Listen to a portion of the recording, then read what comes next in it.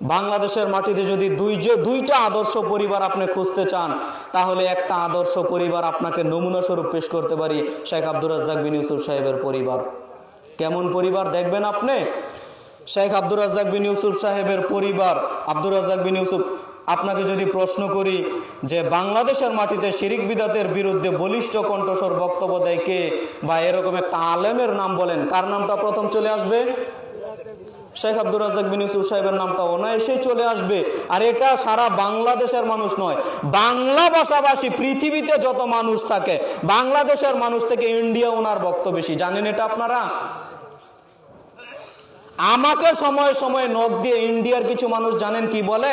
তারা পাসপোর্ট করেছে, তারা ভিসাও লাগিয়ে দিয়েছে শুধু জামিয়া সালাফিয়া একবার দেখে আসার জন্য। কত ত্যাগ, কত টাকা পয়সা অর্থ সম্পদ ব্যয় করে সামান্য একটু ত্যাগের জন্য।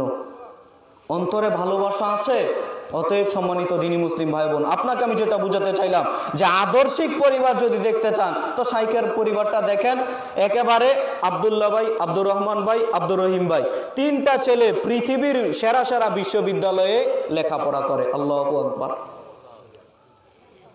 তাদের দাওয়াতি খেদমত কাছ থেকে না দেখলে বুঝতে পারবেন না, কাছ থেকে না দেখলে বুঝতে পারবেন না। এবং আব্দুল্লাহ ভাইয়ের আম্মা, তিনিও বই লিখেছেন। এটা কি আপনি চিন্তা করতে পারবেন? আব্দুল্লাহ ভাইয়ের আম্মা, তিনিও বই লিখেছেন। মানে গোটা পরিবারটাই দাওয়া ইলাল্লাহ, দাওয়ার কাজে লিপ্ত। আল্লাহু আকবার। এটা ভাই আপনি দূর থেকে বুঝতে পারবেন না। অযথা বিরোধিতা করে তো আপনি সফলতা নিজেকে মনে করছেন। সফলতা মনে করিয়েন না বিরোধিতা করার। আমরা তো নারায়ণগঞ্জের মানুষ, জামিয়া সালাফিয়া রূপগঞ্জ নারায়ণগঞ্জ যেখানে প্রতিষ্ঠাতা করেছে, তা থেকে মোটামুটি কিছুটা দূরে আমাদের বাসা, কিন্তু নারায়ণগঞ্জের ভিতরে তো দেখার সুযোগ হয়েছে।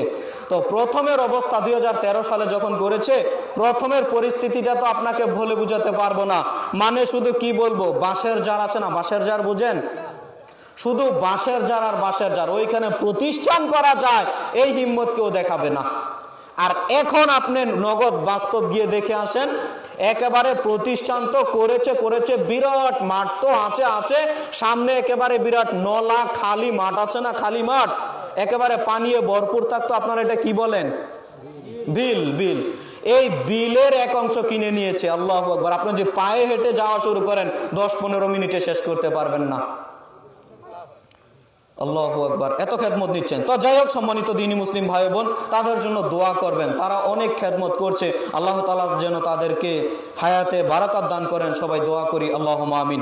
সম্মানিত দ্বীনী মুসলিম ভাই বোন, আমি আপনাদের সামনে যে বিষয়ে আলোচনা করতে যাচ্ছিলাম, যে পিতামাতার কারণে আজকে যুব সমাজ ধ্বংস হয়ে যাচ্ছে। পিতামাতার অবহেলার কারণে যুব সমাজ কি হয়ে যাচ্ছে ভাই?